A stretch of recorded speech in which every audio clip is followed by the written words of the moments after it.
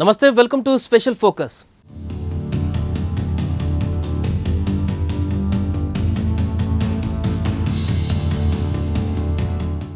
మిరియాల వెంకట్రావు ఈ పేరు వింటే కాపు జాతి పులకిస్తుంది. రాజకీయంగా, సామాజికంగా, ఆర్థికంగా కాపులు అణగదొక్కబడుతున్నారన్న ఆవేదనతో ఉద్యమానికి నాంది పలికిన శక్తి మిరియాల వెంకట్రావు. కాపునాడు స్థాపించి కాపులకు రావాల్సిన హక్కుల కోసం దశాబ్దాల పాటు పోరాటం సాగించిన నేత. కాపుల సంక్షేమమే ఊపిరిగా కాపుల కోసమే తన బ్రతుకును అంకితమిచ్చిన మిరియాల వెంకట్రావు జీవిత గాథపై ప్రైమ్ 9 స్పెషల్ ఫోకస్.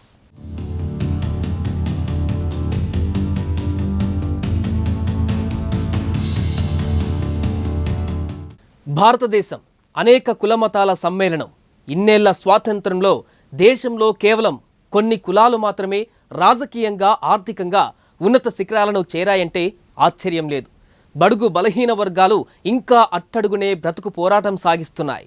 తెలుగునాట కులాల ప్రభావం చాలా ఎక్కువన్న సంగతి రహస్యమేమీ కాదు. ఎదిగే కులాలు ఎదుగుతుంటే చాలా కులాలు మాత్రం అనాదిగా వెనక్కు నెట్టివేయబడుతున్నాయి. సమాజంలో జనాభా పరంగా అధిక సంఖ్యాక వర్గాలు నేటికి ఎలాంటి అభివృద్ధికి నోచుకోకపోవడం అత్యంత విషాదం. కాపు సామాజిక వర్గం కూడా ఈ కోవలోకే వస్తుంది. కాపు, బలిజ, తెలగ, ఒంటరి, తూర్పు కాపు, మున్నూరు కాపు వర్గాలకు జరుగుతున్న అన్యాయాన్ని అంతమొందించేందుకు పుట్టిన యోధుడే మిరియాల వెంకట్రావు.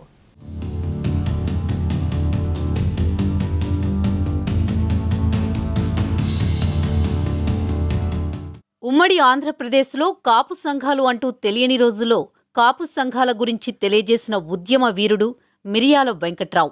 రాజమహేంద్రవరంలో 1939 డిసెంబర్ 25న వెంకట్రావు జన్మించారు. విద్యార్థి దశలో సోషలిస్టు పార్టీ ప్రభావానికి లోనయ్యారాయన. తండ్రి అప్పజెప్పిన వ్యాపార బాధ్యతల్ని స్వీకరించి ఎంతో సమర్థవంతంగా నిర్వహించారు. వ్యాపారంలో భాగంగా చిన్న వయసులోనే కలకత్తా వంటి మహానగరాలకు కూడా వెళ్లి వస్తుండేవారు. తొలుత ముత్యాలు, పగడాల వ్యాపారంతో జీవితాన్ని ప్రారంభించిన వెంకట్రావు తర్వాత సివిల్ కాంట్రాక్టులు చేసేవారు. రంపచోడవరం, మారేడుమిల్లి ఫారెస్ట్ ఏరియాల్లో ఎక్కువగా కాంట్రాక్టులు చేశారు. ఆ సమయంలో ఆత్మరక్షణ నిమిత్తం ఎప్పుడూ రివాల్వర్ వెంట ఉండేది. ఆర్థికంగా వెసులుబాటు కలగడంతో పాటు రాజకీయాల పట్ల ఆసక్తి కలిగింది. ఆ ఆసక్తి తన కులం ఎదుర్కొంటున్న అనేకానేక అవమానాల్ని, చీత్కారాల్ని పరిచయం చేసింది. వాటి ఫలితమే కాపుల్ని ఉద్యమం చేపట్టేలా, ముందుండి నడిపే నాయకత్వ బాధ్యతలు స్వీకరించేలా చేసింది. సామాజికంగా, రాజకీయంగా కాపులను చైతన్యవంతులను చేశారు మిరియాల వెంకట్రావు. ఈ క్రమంలో కుటుంబ సభ్యులను కూడా విస్మరించి కాపుల అభ్యున్నతికి ఎంతగానో పాటుపడ్డారు. కాపునాడు వ్యవస్థాపక అధ్యక్షులుగా తెలుగు ప్రాంతాలు నలుమూలలా పర్యటించి సేవలు అందించారు. కాపులకు రాజకీయంగా అన్యాయం జరుగుతోందంటూ 1982లో ఆయన విజయవాడలో కాపునాడును ఏర్పాటు చేశారు. నాటి నుండి చనిపోయేంత వరకు కాపునాడు వ్యవస్థాపక అధ్యక్షుడిగా కొనసాగారు. కాపు, తెలగ, ఒంటరి, తూర్పు కాపు, మున్నూరు కాపులను ఏకతాటిపైకి తీసుకొచ్చేందుకు కృషి చేశారు. కాపులకు రాజకీయంగా ప్రాధాన్యమివ్వాలని, విద్యా, ఉద్యోగాల్లో రిజర్వేషన్ కల్పించాలని డిమాండ్ చేస్తూ పలు సందర్భాల్లో ఉద్యమిస్తూ వచ్చారు. విశాఖపట్నంలోని సీతమ్మధార నుండి కాపుల కోసం ఒక పత్రికను ప్రారంభించి ఉచితంగా పంపేవారు. తాను చేస్తున్న సేవలను గుర్తించి అప్పటి కాంగ్రెస్ ప్రభుత్వం ఆయనకు మైనింగ్ డెవలప్మెంట్ కార్పొరేషన్ హస్తకళల అభివృద్ధి సంస్థ చైర్మన్గా నియమించింది. 75వ ఏట యూరినరీ ట్రాక్ ఇన్ఫెక్షన్తో బాధపడుతున్న వెంకట్రావు చికిత్స పొందుతూ 2014లో తుదిశ్వాస విడిచారు.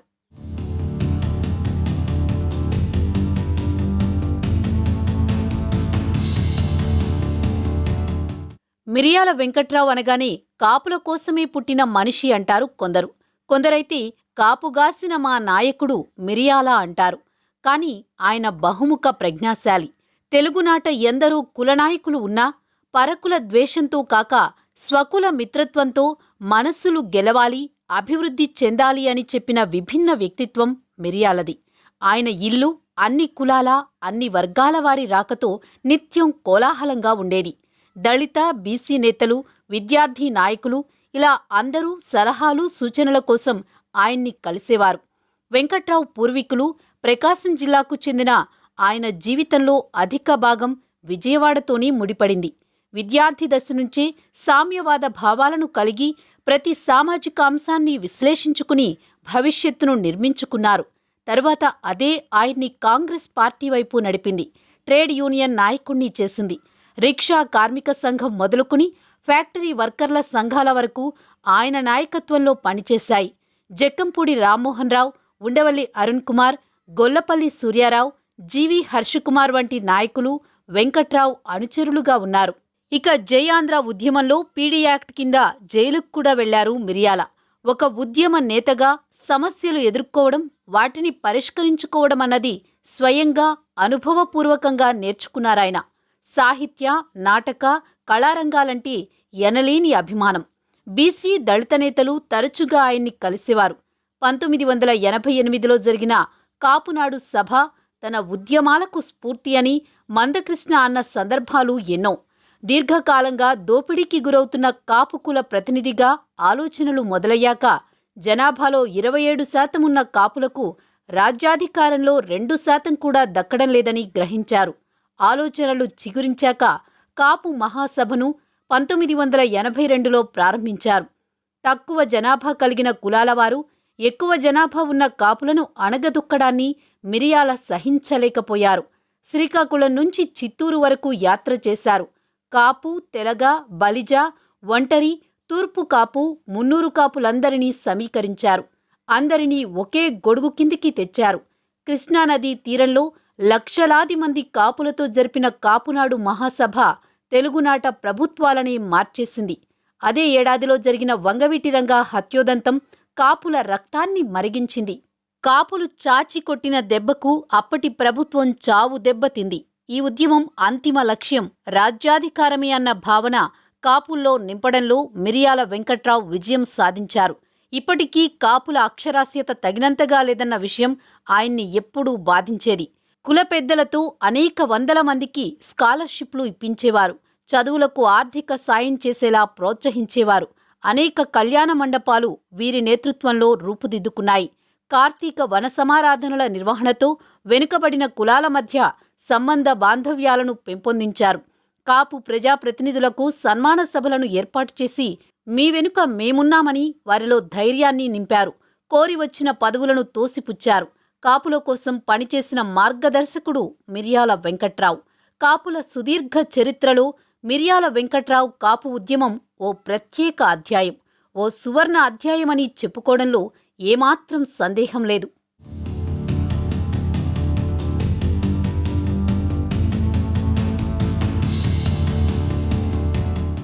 నాటి ఉమ్మడి ఏపీలో కాపునాడు ఊపిరి పోసుకోకముందు అప్పటి వరకు కాపు మహాసభగా, తెలగ అభ్యుదయ సంఘంగా, కాపు, తెలగ, బలిజ సంక్షేమ సంఘంగా మాత్రమే తెలుగునాట కాపు సంఘాలు వ్యాప్తిలో ఉండేవి. అలా ఉన్న సంఘాలన్నింటి మేలు కలయికగా మిరియాల వెంకట్రావు కృషితో కాపునాడు ఆవిర్భవించింది. ఆవిర్భవించిన నాటి నుండి ఎన్నో ఆటుపోట్లను ఢీకొంది. కాలం కరిగే కొద్దీ నాయకత్వం ఎన్నో రంగులు మారింది. కానీ ఉద్యమ స్వరూప స్వభావాలు మారలేదు. పునాది బలంగా ఉంటే బీటలు వారినా భవంతిని మరమ్మత్తు చేసుకోవచ్చు, మహాభాగ్యంగా నిలబెట్టుకోవచ్చు. ఆ పునాది పేరే మిరియాల వెంకట్రావు. పూర్వాపరాల్లోకి వెళ్తే 80వ దశకంలో మిరియాల వెంకట్రావు పేరు ఎక్కడా ఎప్పుడు వినిపించినా కాపులు పూనకం వచ్చిన వాళ్లలా ఊగిపోయేవారు. ఆయన రాక కోసం నిద్రాహారాలు మాని ఎదురుచూసేవారు. కాపుల్లో అంతకుముందు ఇంతటి చైతన్యాన్ని రగిల్చిన నాయకుడు మరొకరు లేరు, కానరారు. ఆయా ప్రాంతాల్లో సంఘాలు ఏర్పరచుకుని పండక్కో పబ్బానికో కలిసి కబుర్లు చెప్పుకోవడమే, లేదంటే శుభానికో అశుభానికో పరామర్శలు పలకరింపుల్లాగానో కాపు సంఘాలు వర్ధిల్లుతున్న కాలమది. రాజకీయ, ఆర్థిక, పారిశ్రామిక, సామాజిక చైతన్యం కాగడా పెట్టి వెతికినా కాపుల్లో కనిపించని ఒక నిర్జీవ స్థితి అది. ఆ స్థితిగతులలో ఉండే మిరియాల వెంకట్రావు పయనం మొదలైంది. జనాభా దామాషా ప్రకారం ఎన్నికల్లో సీట్లు పొందలేని దుస్థితి, రాజకీయంగా ఒకానొక అనామక అనిశ్చితి, వెనుకబడిన తరగతుల జాబితా నుండి తొలగించబడడం వలన అత్యంత దయనీయమైన పరిస్థితుల్లో కాపులు మగ్గుతున్న తీరు మిరియాల వెంకట్రావు ధర్మాగ్రహానికి కారణమైంది. పాలకుల నిర్లక్ష్య వైఖరి, కులస్తుల నిర్లిప్తత రెండింటిపై ఒకేసారి అస్త్రాల్ని సంధించిన అనితర సాధ్యుడు మిరియాల వెంకట్రావు. ఆయన జీవితకాల పోరాటం కృషి ఫలితమే నేడు ఇంతమంది కాపులు ఎమ్మెల్యేలుగా, మంత్రులుగా ఎన్నిక కాగలుగుతున్నారు. మిరియాల వెంకట్రావు గారు తెలుగునాట కులస్తులలో చైతన్యాన్ని రగిల్చినటువంటి ఒకానొక క్రాంతిదర్శి, మహామహనీయుడు. 80వ దశకంలో తెలుగు రాష్ట్రాలలో ఆనాటి ఉమ్మడి ఆంధ్రప్రదేశ్లో ఉన్నటువంటి కులస్తులందరినీ, ముఖ్యంగా రాయలసీమ, నెల్లూరు, ప్రకాశం జిల్లాలలో బలిజలుగా, గోదావరి జిల్లాలలో తెలగా బలిజలుగా, బలిజ కాపులుగా, తెలగా కాపులుగా, నాయుళ్ళుగా, ఒంటర్లుగా, మధ్యాంధ్రప్రదేశ్లో తెలగా కాపులుగా, నాయుళ్ళుగా, కాపులుగా, అట్లాగే ఉత్తరాంధ్ర ప్రాంతంలో తెలగా కాపులుగా, తూర్పు కాపులుగా, తెలంగాణలో మున్నూరు కాపులుగా ఉన్నటువంటి కులస్తులందరినీ ఏకతాటి మీదకు తీసుకురావడానికి విశేష కృషి చేసినటువంటి మహామహనీయుడు మిరియాల వెంకట్రావు గారు. ఆయన తెలుగు రాష్ట్రాలలో కులస్తులందరినీ సంఘటితపరచడానికి ఆయన కాళ్లకు బలపాలు కట్టుకొని మరీ తిరిగారు. రాష్ట్ర వ్యాప్తంగా ఆనాడు 23 జిల్లాల్లో 294 నియోజకవర్గాల్లో ఉన్నటువంటి కులస్తులందరినీ కలిసి వాళ్ళ యొక్క ఆర్థిక, సామాజిక, రాజకీయ, చారిత్రక నేపథ్యాన్ని పరిశీలించి వాటిని నిక్షిప్తం చేసి వాళ్ళ వెనకబాటుతనాన్ని అర్థం చేసుకొని ఆ దుస్థితుల్లో నుంచి చైతన్యాన్ని తీసుకురావడానికి నడుం బిగించినటువంటి ఒకానొక సమ్మోహన శక్తి మిరియాల వెంకట్రావు గారు. ఆయన ఆంధ్రప్రదేశ్ కాపునాడు వ్యవస్థాపక చైర్మన్గా అందించినటువంటి సేవలు చిరస్మరణీయం. మరీ ముఖ్యంగా తోట బలిజలు, తెలగాలు వాళ్ళు మున్నూరు కాపులుగా ఎప్పుడు రూపాంతరం చెందారు, మున్నూరు కాపులుగా తమను తాము ఎప్పుడు నమోదు చేసుకొని ఆరంభించారు తెలంగాణలో ఉన్న విషయాలను వెలికి తీయడంలో కానీ, బలిజల యొక్క సామాజిక, ఆర్థిక, రాజకీయ దుస్థితిని ఆయన చిత్రీకపడుతూ వాళ్ళలో చైతన్యాన్ని రగులుస్తూ ఆయన రాయలసీమ, నెల్లూరు, ప్రకాశం జిల్లాలో సాగించినటువంటి పర్యటనలు కావచ్చు, మహాసభలు కావచ్చు, మరీ ముఖ్యంగా 1988 జూలై 10వ తేదీన కృష్ణానది పరివాహక ప్రాంతంలో లక్షలాది మంది కులస్తుల సాక్షిగా సాగినటువంటి కాపునాడు కార్యక్రమం, ఆ తర్వాత ఆనాటి తెలుగుదేశం పార్టీ అధికారం కోల్పోయి కాంగ్రెస్ పార్టీ అధికారంలోకి రావడానికి మిరియాల వెంకట్రావు గారు పోషించినటువంటి పాత్ర చాలా ప్రధానమైనటువంటి పాత్ర. ఆయన అన్ని రంగాలలో మన వాళ్ళు విశేష కృషి చేసి విశిష్ట వ్యక్తులుగా రూపాంతరం చెందాలని, వాళ్ళు ఉన్నత స్థానానికి రావాలని సంకల్పించినటువంటి వ్యక్తి, స్వప్నించినటువంటి మహాస్వాప్నికుడు. అటువంటి మహామహనీయుడికి ఇవాళ ప్రైమ్ 9 ద్వారా హృదయపూర్వక నివాళులు అర్పిస్తున్నాను. మీ Chillagattu Srikanth.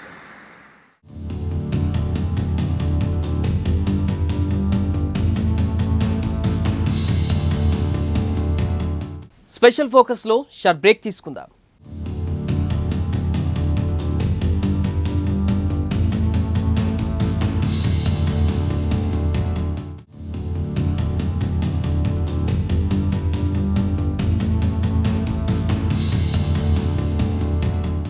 Welcome back to special focus.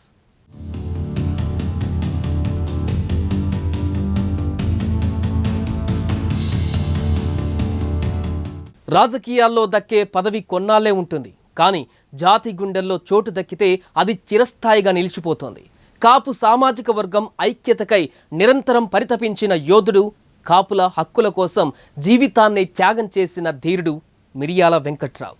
కాపులనే కాపుగాస్తూ జాతి అభివృద్ధికై అహోరాత్రులు శ్రమించిన ఉద్యమ శిఖరం మిరియాల వెంకట్రావు. ఇంతకు కాపుల సీఎం కుర్చీ మీద కూర్చోవల్లన్న మిరియాల ఆశయం నెరవేరుతుందా? ఇప్పటి వరకు రాజ్యాధికారం కోసం కాపులు చేసిన ప్రయత్నాలు ఫలించలేదా?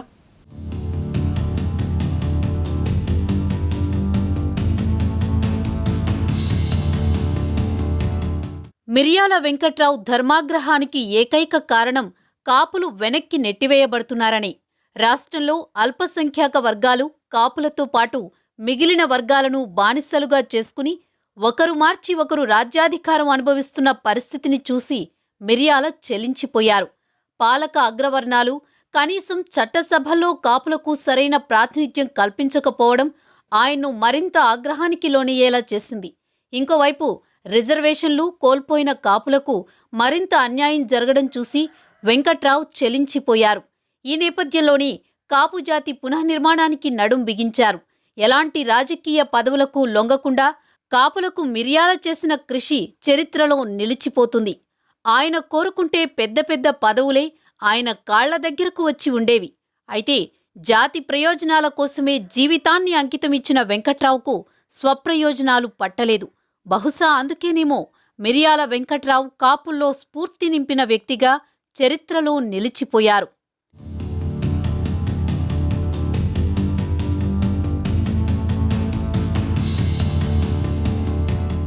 స్వాతంత్ర్యం తరువాత కులాల ప్రభావాన్ని అంచనా వేయడానికి ముఖ్యమంత్రి పదవిని ఒక కొలమానంగా భావించవచ్చు. ఆ పదవి కోసమే ప్రధాన పోటీ జరుగుతుంది కాబట్టి ఈ పోలిక సరైనదే అవుతుందనడంలో ఎలాంటి సందేహం లేదు. తెలుగు రాష్ట్రాల్లో ముఖ్యమంత్రులుగా పనిచేసినా చేస్తున్న వ్యక్తుల సామాజిక వర్గాలు, ముఖ్యమంత్రి పదవి కోసం తపన పడుతున్న వర్గాలు, ఇప్పట్లో ఆ పదవి దరిదాపుల్లోకి వచ్చే పరిస్థితి లేని వర్గాలు, ఇష్టమైనా కష్టమైనా కులాల పరిస్థితులను ఇలానే విశ్లేషించి చూడాలి. కుల రాజకీయాలను అర్థం చేసుకోవడానికి ప్రధానంగా కొన్ని సామాజిక వర్గాల గురించి కూడా తెలుసుకోవాలి. తెలుగు రాజకీయాల్లో వెలమలు ప్రత్యేకం. జనాభా పరంగా చాలా చిన్న కులమైన సామాజికంగా, ఆర్థికంగా చాలా శక్తిమంతులు. ఆంధ్ర, తెలంగాణలో ఒకప్పుడు చాలా సంస్థానాలు వెలమల చేతుల్లో ఉండేవి.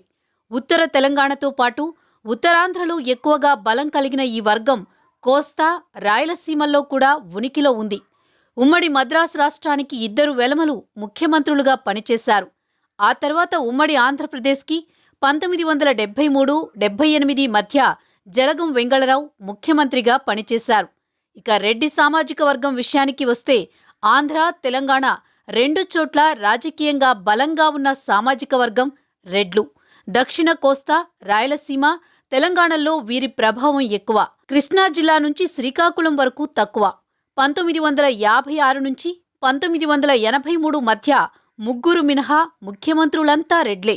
దశాబ్దాల పాటు దక్షిణ తెలంగాణ, రాయలసీమల్లో రెడ్ల ఆధిపత్యం ఉంది.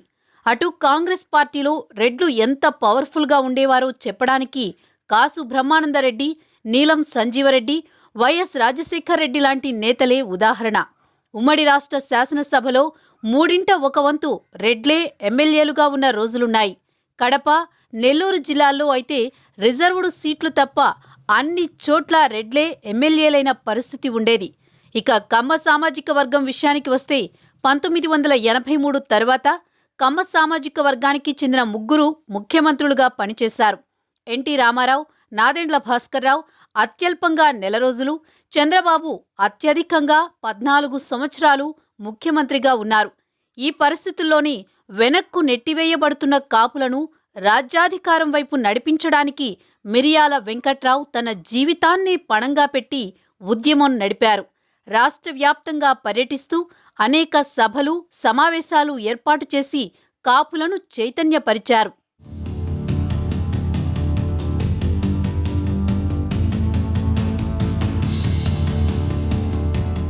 ఇక కాపులు రిజర్వేషన్లు కోల్పోవడం కూడా వారు ఆర్థికంగా, రాజకీయంగా వెనుకబడిపోవడానికి కారణమైంది. దేశానికి స్వాతంత్ర్యం రాకముందు మద్రాస్ ప్రెసిడెన్సీలో కాపులను వెనుకబడిన కులంగా 1915లో నాటి బ్రిటిష్ ప్రభుత్వం గుర్తించింది. ఆంధ్ర ప్రాంతపు వెనుకబడిన తరగతుల జాబితాలో కాపులు కూడా ఉన్నారు. 1953లో ఆంధ్ర రాష్ట్రం ఏర్పడినప్పుడు ఉమ్మడి మద్రాసు రాష్ట్రంలోని వెనుకబడిన తరగతుల జాబితాని స్వల్ప మార్పులతో ఆమోదించారు. అప్పుడు కాపులకు రిజర్వేషన్లు ఉన్నాయి. 1956 నవంబర్ 1న తెలంగాణ ప్రాంతాన్ని కలిపి ఆంధ్రప్రదేశ్ ఏర్పాటు చేసినప్పుడు ఆంధ్ర రాష్ట్ర వెనుకబడిన కులాల జాబితాతో పాటు హైదరాబాద్ రాష్ట్రంలో ఉన్న వెనుకబడిన కులాల జాబితా కూడా కొనసాగింది. దానివల్ల వెనుకబడిన తరగతులకు సంబంధించి 2 జాబితాలు ఉన్నాయి. అయితే 1956లోని అప్పటి ఆంధ్రప్రదేశ్ ప్రభుత్వం వెనుకబడిన తరగతుల జాబితా నుంచి కాపులను తొలగించింది. ఆ తర్వాత వచ్చిన ప్రభుత్వం 1961లో ఒక ఉత్తర్వు ద్వారా కాపులను మళ్లీ వెనుకబడిన తరగతి కింద గుర్తించేందుకు ప్రయత్నించగా ఆ జీవోను సాంకేతిక కారణాలు చూపుతూ హైకోర్టు కొట్టివేసింది. అప్పటి నుంచి కాపులకు రిజర్వేషన్ల కోసం డిమాండ్లు, ఉద్యమాలు కొనసాగుతూనే ఉన్నాయి. ఉమ్మడి ఆంధ్రప్రదేశ్లో దాదాపు 27% ఉన్న కాపులు ఎన్నికల రాజకీయాల్లో నిర్ణయాత్మక శక్తిగా ఉండడంతో కాపు ఉద్యమం రాజకీయంగా కూడా కీలకంగా మారిపోయింది. ఈ పోరాటంలో మిర్యాల వెంకట్రావు సలిపిన కృషి ఎనలేనిది. ఉద్యమ నేతగా సమస్యలు ఎదుర్కోవటం అనుభవపూర్వకంగానూ స్వయంగానూ నేర్చుకున్నారు. ఈయన రాష్ట్రంలో అత్యధిక శాతం ఉన్న కాపులు అంటే 27% ఉన్న కాపులు రాజ్యాధికారంలో 2% కూడా దక్కట్లేదనే ఒక ఆలోచనతో 1982లో కాపు మహాసభ అని ఏర్పాటు చేసి ఆ రోజు నుంచి కూడా కుటుంబంతో సంబంధం లేకుండా రాష్ట్ర వ్యాప్తంగా పర్యటన చేసి వివిధ పేరుతో పిలుస్తున్న కులాన్ని ఐక్యత చేసుకుంటూ 1988లో విజయవాడ కృష్ణానదీ తీరం నందు కాపునాడు అనే నామకరణతో ఒక మహాసభ ఏర్పాటు చేయడం జరిగింది. ఆ మహాసభ ఏర్పాటుకి వెనక కారణం ఆనాటి వంగవీటి మోహన రంగాను ప్రభుత్వం పెడుతున్న ఇబ్బందులకి, తన మీద జరుగుతున్న దాడులకి వ్యతిరేకంగా ఈ మహాసభను ఏర్పాటు చేయడం జరిగింది. రాష్ట్రంలో ఆనాటి మహాసభ తర్వాత ప్రభుత్వాలనే మార్చేసేంత శక్తిగా ఎదిగిన ఈ కాపునాడు కొన్నాళ్ళకి ఈయన అనారోగ్యంతో ఉండి పాలక వర్గాల కుట్రలతో కాంక్షల సంఘాలుగా ఏర్పడుతూ ఉన్నా కానీ ఏమీ చేయలేని పరిస్థితిలో చూస్తూ ఉండిపోయారు. చివరి వరకు కాపు కుల ఉద్యమానికి ఆయన ఇచ్చిన సలహాలు కానీ, ఆయన చేసిన కార్యక్రమాలు కానీ కాపు జాతికి ఒక సువర్ణాధ్యాయంగా చెప్పుకోవచ్చు. కాపులను ముఖ్యమంత్రి చేయాలని ప్రతిరోజు ప్రతి నిమిషం కూడా తాపత్రయపడేవారు వెంకట్రావు గారు. వారి అనుచరగణంలో మినిస్టర్లు అయ్యారు, ఎంపీలు అయ్యారు, ఎమ్మెల్యేలు అయ్యారు. వారికి పూర్తి సహకారాలు అందించారు వెంకట్రావు గారు. ప్రతి జిల్లాలో కాపునాడు స్థాపించి కాపులకు ఒక ప్రత్యేక గుర్తింపు తెచ్చిన వ్యక్తి మిర్యాల వెంకట్రావు సారు. అలాగే ప్రతి ముఖ్యమంత్రి కూడా ఏమి సలహాలు తీసుకోవాలన్నాడో వెంకట్రావు గారు సలహాలు తీసుకొని చేసేవాళ్ళు. వారు కూడా కులానికి అభివృద్ధి చెంది పలు రకాల పోస్టులు వాళ్ళంతా కాపులకు మాకు ఇవి కావాలని పోరాడిన వ్యక్తి, చాలా పెద్ద మౌనోన్నత వ్యక్తి వెంకట్రావు గారు. చాలా మందికి చాలా స్ఫూర్తిభక్తిగా సాయం చేశారు. విద్యార్థులకు, రాజకీయ నాయకులకు, బ్యూరోక్రాట్స్కు ప్రతి ఒక్కరికి కూడా ఆదర్శప్రాయంగా ఉండి కాపు కులానికే కాకుండా ఇతర కులాలకు కూడా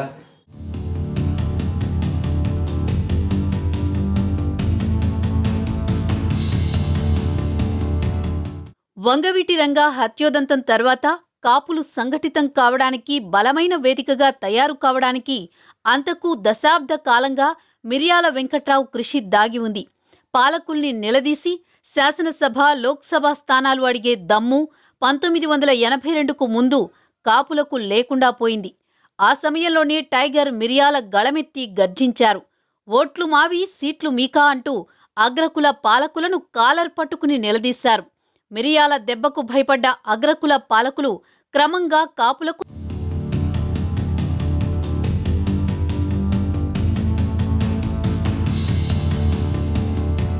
రంగాలు రాజకీయాల్లో ప్రవేశించారు. ఆ సమయంలోనే కాపులు ఆర్థికంగా, సామాజికంగా, రాజకీయంగా ఎదగడానికి కావలసిన ఆలోచన దృక్పథం అలవడింది. అయితే ఇప్పటికీ రాజ్యాధికారానికి పూర్తిగా చేరువ కాలేకపోవడానికి ప్రధాన కారణం ఒక వేదిక గుండా మొదలైన ఉద్యమం, ఒక గొంతుక ద్వారా నినదించిన సిద్ధాంతం కొంతమంది స్వార్థపూరిత కుట్రలకు నిశ్శబ్దాన్ని ఆశ్రయించాల్సి రావడం వల్లే. ఒక మేధావి మౌనం దేశానికే నష్టమన్నట్టు మిర్యాల వెంకట్రావు సిద్ధాంతాల్ని, ఆశయాల్ని ఆచరించే తరం తయారుగా లేకపోవడం, ఎవరూ నాయకులుగా అవతారమెత్తినా వ్యక్తిగత ఎజెండాతో తయారు కావడం వలన కాపులకు ఇంకా రాజ్యాధికారం దక్కలేదన్నది విశ్లేషకుల వాదన.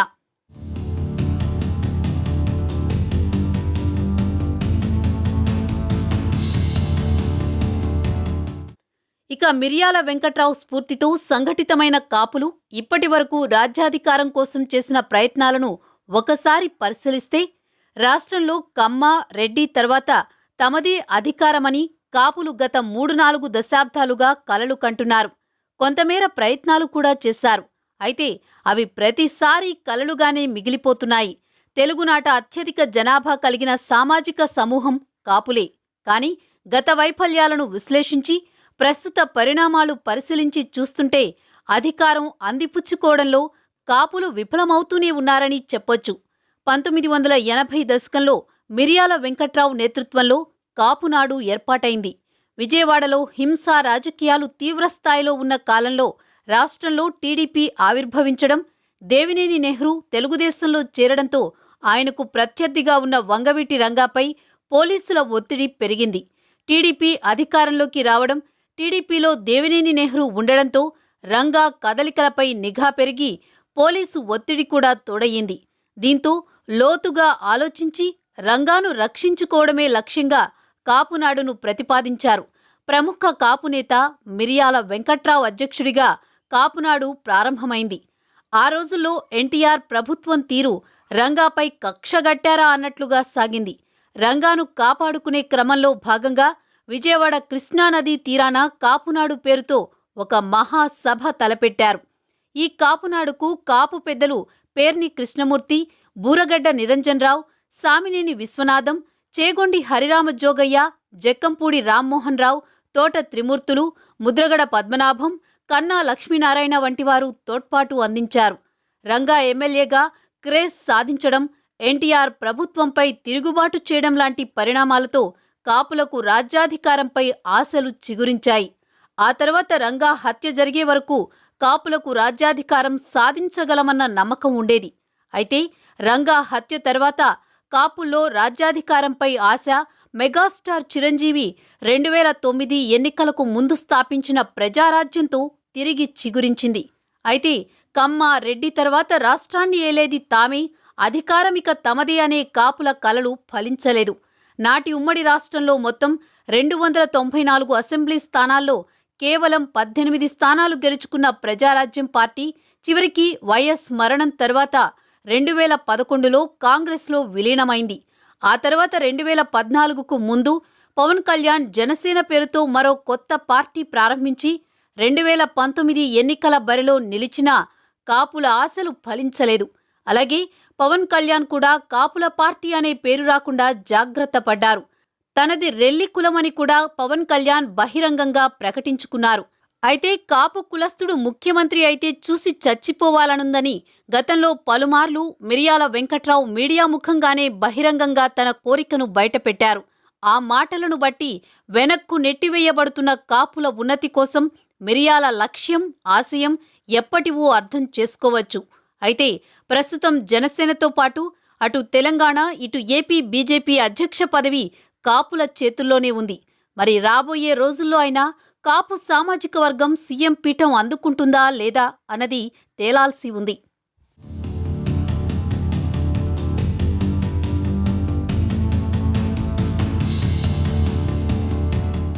ఈనాడు కాపులు కొద్దో గొప్పో చట్టసభల్లో ప్రాతినిధ్యం వహిస్తున్నారంటే అది మిరియాల వెంకట్రావు లాంటి మహోద్యమ శక్తుల కృషి ఫలితమే అని చెప్పక తప్పదు.